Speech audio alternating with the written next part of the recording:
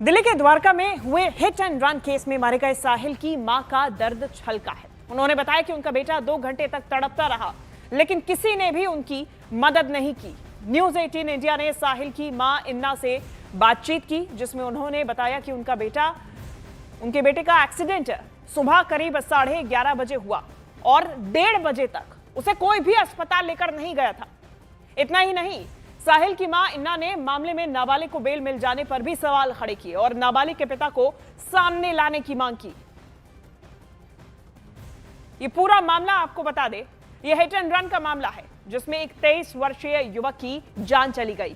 गाड़ी चला कौन रहा था? एक 17 साल का नाबालिग, जिसको पहले तो सजा भी नहीं, जेल हुई, लेकिन बेल इस बात पे मिल गई कि उसकी 10वीं की बोर्ड की परीक्षा है और बोर्ड की परीक्षा के नाम पर अब वो जेल से बाहर है। लेकिन साहिल की मौत हो चुकी है और उसकी मां का दर्द अब भी छलक रहा है। उसके चालान को लेकर आपको क्या जानकारी है, उस गाड़ी को लेकर, और क्या कहेंगे कि ये एक्शन इसमें और किसके खिलाफ होना चाहिए? क्या लड़के के पिता के खिलाफ भी एक्शन होना चाहिए? अगर वो ट्रांसपोर्टर है तो उसको ट्रैफिक रूल्स नहीं पता क्या? अगर वो ट्रांसपोर्टर है तो उसको क्या लगता है कि पैसे के दम पे अगर वो अपना धंधा चला रहा है तो वो सिस्टम को मोल्ड कर लेगा? वो हमेशा सिस्टम को मोल्ड कर लेगा। किसी की बच्चे की जान के लिए भी, बिजनेस के लिए वो जो मर्जी करता हो, उसको ये ओवर कॉन्फिडेंस में है वो कि आज तक वो जो करता आ रहा है वो आगे भी चलता रहेगा उसका।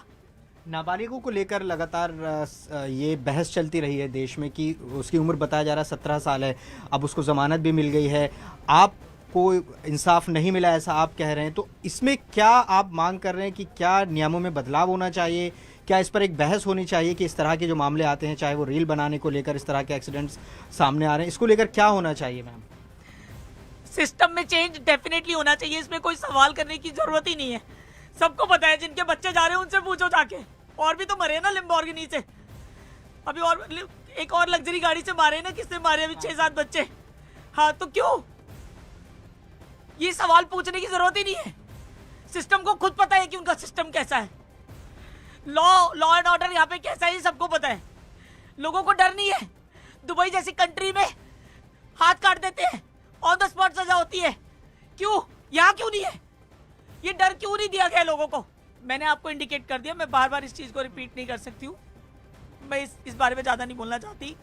बजाय मेरे ऊपर ध्यान देने के, उसको सजा दिलाई जाए, उसको सजा मिलनी चाहिए। सोसाइटी में उनको रहने नहीं देना चाहिए। ऐसे क्रिमिनल्स को हटाओ यहाँ से। द्वारका वालों के बच्चे खतरे में है, ऐसा राक्षस यहाँ रह रहा है, अभी भी हटाओ उसको। सोसाइटी में कैसे रह रहे हैं, कैसे लोग रहने दे रहे हैं उसको? पर साहिल की मौत के बाद कुछ सवाल उठ रहे हैं। सवाल इसीलिए क्योंकि साहिल की मौत जिस तरीके से हुई वो हिट एंड रन तो था, लेकिन सबसे बड़ा सवाल है कि मां का आरोप है कि साहिल को मेडिकल हेल्प नहीं मिली। तो क्या साहिल को बचाया जा सकता था? सबसे बड़ा सवाल यह है।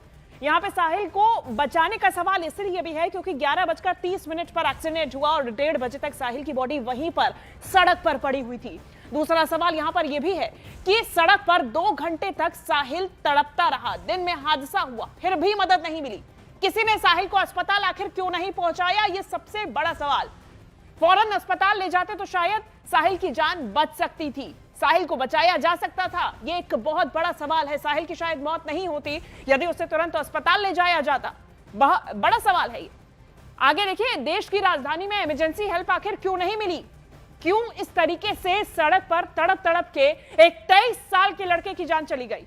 मां का आरोप है कि मेडिकल हेल्प तुरंत नहीं मिली। सड़क पर 2 घंटे तक साहिल तड़पता रहा। 11:38 पर एक्सीडेंट हुआ। 1:30 बजे दोपहर में साहिल की मां वहां पहुंची, तब तक वहीं पर साहिल का शव सड़क पर पड़ा हुआ था। यह बड़ा सवाल है। क्या पहले जब एम्बुलेंस वहीं पर खड़ी हुई थी तो साहिल को अस्पताल नहीं ले जाया जा सकता था? और न्यूज रूम से मेरे सहयोगी अमित चौधरी हमारे साथ जुड़ गए हैं। अमित, सवाल कई सारे हैं, लेकिन सबसे पहले तो यह है कि साहिल को क्या मदद मिल सकती थी? दूसरी तरफ इस पूरे केस में अगर लीगली देखा जाए, मामला एक नाबालिग आरोपी से जुड़ा हुआ है, लेकिन ये जो कार है, कई सारे पेंडिंग चालान इसमें पहले से ही थे। कार्रवाई पहले होती तो शायद आज साहिल जिंदा होता। बिल्कुल, देखिए, साहिल की मां इन्ना मलिक ने जिस तरीके से सवाल खड़े किए और जिस तरीके से उसने बार बार बोला है कि इस लड़के पर, इस गाड़ी पे बहुत सारे चालान थे, तो सबसे पहले एक्सक्लूसिव न्यूज 18 इंडिया पर हम एक एक चालान दिखाएंगे और चालान के बारे में बताएंगे कि ये चालान किस लिए है। मैं सबसे पहले आपको बताना चाहूंगा कि टोटल जो चालान है वो 13 चालान है, जो 13 चालान जो है वो इस पे कटे हैं, 13 चालान जो है वो पेंडिंग दिखा रहे हैं। और इस पर एक एक करके हम बात कर लेते हैं। ये देखिए, आपको ये चालान दिख रहे हैं, 2000 रुपये, 2000, ये जितने भी हैं ये ओवर स्पीडिंग के हैं। उसके बाद ये 10,000 का जो है ये जो पॉल्यूशन है, पॉल्यूशन को लेकर के ये चालान है। उसके बाद देखिए फिर ये ड्राइविंग जो है वो ओवर स्पीड का चालान है 2000 का, फिर ये आता है, फिर ये भी ओवर स्पीड का चालान है। इसके अलावा मैं एक चीज़ और आपको बताना चाहूँगा, ये 2 चालान है और एक चालान इसमें है जिस पे लिखा हुआ है ड्राइविंग विदाउट लाइसेंस। इसका मतलब आप सोचिए, ड्राइविंग विदाउट लाइसेंस मतलब साफ है कि इससे पहले भी साहिल ने ये गाड़ी चलाई है, ये एसयूवी चलाई है। अब सबसे बड़ा सवाल इनके माँ बाप पर खड़े होते हैं कि ऐसे में जब इतने सारे ओवर स्पीडिंग के चालान थे तो इस बच्चे को ये गाड़ी दी क्यों गई, इस बच्चे को ये जो गाड़ी है वो दी क्यों गई। मैं आपको एक एक करके एक एक चालान आपको मैं दिखाना चाहता हूँ। ये 15,000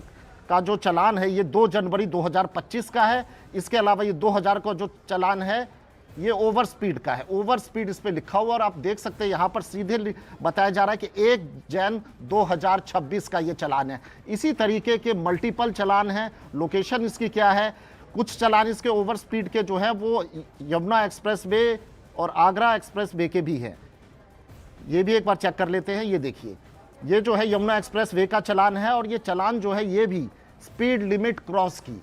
अब कहीं ना कहीं सवाल इनके फादर पर उठते हैं जिनके नाम पर ये गाड़ी होगी कि ऐसे में जब ओवर स्पीड के चालान बैक टू बैक आ रहे हैं उसके बावजूद भी आपने इतनी हैवी एसयूवी जो है वो बच्चे को चलाने दी और उसकी वजह से ये हादसा होता है और यहाँ पर जो है साहिल की मौत हो जाती है। तो ये चालान भी आपने देखा। इसके अलावा देखिए मल्टीपल चालान यहाँ पर मैं आपको दिखाना चाहूँगा। इसी तरीके के मल्टीपल जो चालान हैं वो चालान हैं इस पे 2000 का, फिर ये देखिए 2000 का, फिर ये है। अगेन मैं इसको ओपन करके आपको दिखाना चाहूँगा कि इसकी मदर जो है वो लगातार कह रही है कि ओवर स्पीडिंग की बात हुई है और ओवर स्पीडिंग की वजह से ये मौत हुई है। ये देखिए फिर से एक और चालान है जो 24 नवंबर 2024 को है। मतलब कि मल्टीपल ईयर्स से ये गाड़ी जो है हैबिचुअली जो है ओवर स्पीडिंग करती थी और ओवर स्पीडिंग की वजह से ये सारे चालान आए हैं। और ये हादसा जो साहिल की मां इन्ना मलिक लगातार कह रही है कि ये जो हादसा हुआ है ये भी ओवर स्पीडिंग की वजह से हुआ है। ये बिल्कुल। और देखिए सबसे बड़ा सवाल ये है कि ओवर स्पीडिंग लगातार और दूसरी तरफ विदाउट लाइसेंस के भी चालान। अमित, अब देखिए नाबालिग को तो बेल मिल गई कि उसके परीक्षा है, बोर्ड की परीक्षा है, लेकिन पिता को तो सजा होनी चाहिए। अब सवाल इसमें भी है क्योंकि जिम्मेदार कौन है साहिल की मौत का।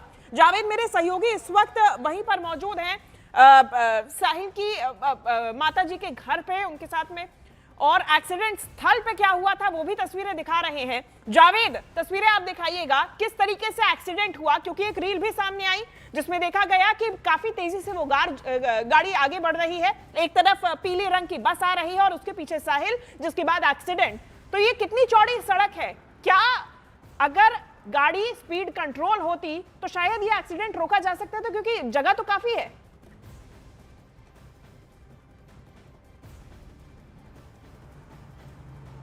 देखिए जो वो वीडियो अगर आप देखेंगे तो उसकी स्पीड जाहिर तौर पर दिखाई दे रही है। द्वारका सेक्टर 11 में हमारी मौजूदगी है, उस जगह पर जहां पर ये एक्सीडेंट हुआ था। दरअसल वो जो स्कॉर्पियो थी ब्लैक कलर की वो इसी तरफ से आ रही थी और जिस जगह पर हम मौजूद हैं यहीं पर ही वो एक्सीडेंट हुआ और साहिल दरअसल इस तरफ से आ रहे थे। युगल जरा आपको दिखाएंगे, इस तरफ से आ रहे थे और साहिल के आगे एक बस चल रही थी। जैसे ही साहिल ने ओवरटेक करने की कोशिश की और वो गाड़ी सामने से आ रही थी, ज़बरदस्त स्पीड थी, लेकिन उस वीडियो के आधार पर जो साहिल की माँ है वो इस सवाल उठा रही है और जो साहिल के दोस्त हैं कि वो इस लेन में दरअसल चल रहा था। मैं अगर आपको दिखाऊं यहाँ पर, और अचानक से उसने अपनी तरफ यानी कि अपनी साइड वो आया और कोलिजन हो गया, टक्कर हो गई। और वो उसके बाद हमने देखा कि किस तरह की तस्वीरें हुई हैं। साहिल की दुखद मौत इस हादसे में हुई है। और अगर अभी भी मैं तस्वीर आपको दिखाऊं तो यहाँ पर आप देखिए जो निशान है, क्योंकि टक्कर इतनी ज़बरदस्त थी, न सिर्फ साहिल को टक्कर लगी बल्कि यहीं पर एक टैक्सी खड़ी थी, टैक्सी चालक भी इस मामले में गंभीर रूप से जख्मी है। और वो गाड़ी की अगर तस्वीर देखेंगे तो टैक्सी के पिछले हिस्से में वो जाकर उसका एक्सीडेंट हुआ है। तो तो पहले साहिल को टक्कर मारी, उसके बाद जो है वो टैक्सी से लगी। तो सीधे तौर पर स्पीड एक वजह सामने आ रही है और कई चालान भी उस गाड़ी के खिलाफ थे। जो हमें जानकारी मिली है उसके मुताबिक 8 ओवर स्पीडिंग के चालान है, कुल 12 चालान गाड़ी के ऑनर के नाम पर हैं और उसमें से 8 ओवर स्पीड के हैं। तो सबसे बड़ा सवाल यही है कि आखिर क्या ये वक्त रहते कड़ी कार्रवाई नहीं की जा सकती थी जब ये लगातार ओवर स्पीडिंग के चालान हो रहे थे, और ये क्यों गाड़ी नाबालिग के हाथ में दी गई? तो ऐसे तमाम सवाल हैं जो पेरेंट्स भी खड़े कर रहे हैं। जी बिल्कुल जावेद, और सबसे बड़ा सवाल कि अब आगे कार्रवाई किस पर और कैसे की जाएगी। बहुत शुक्रिया आपका तस्वीरों के लिए। देखिए, दिल्ली हिट एंड रन मामले में दिल्ली पुलिस का भी बयान अब सामने आया। दिल्ली पुलिस के मुताबिक आरोपी नाबालिग है और इसीलिए चार्जशीट में उसके पिता का नाम भी होगा। दिल्ली पुलिस ने बताया कि सुबह 11:57 पर हादसे के बारे में कॉल प्राप्त हुआ, जिसमें साहिल धनेश्वरा की मौके पर ही मौत हो चुकी थी।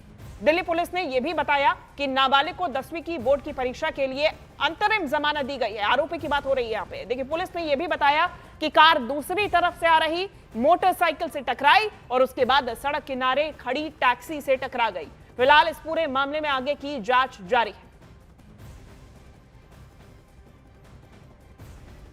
वहीं